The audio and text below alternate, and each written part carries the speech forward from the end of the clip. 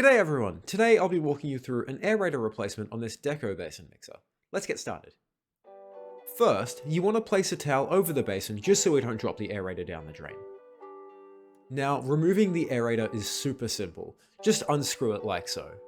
It can be a bit tight, but it will come off.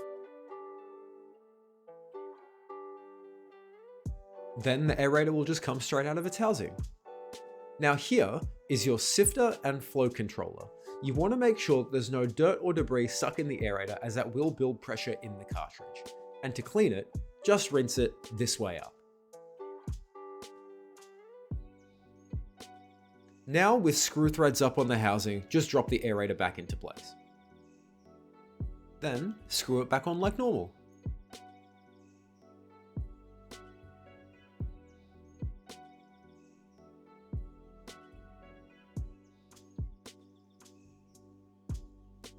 Once it's tight, you're all done. Thanks for watching everyone.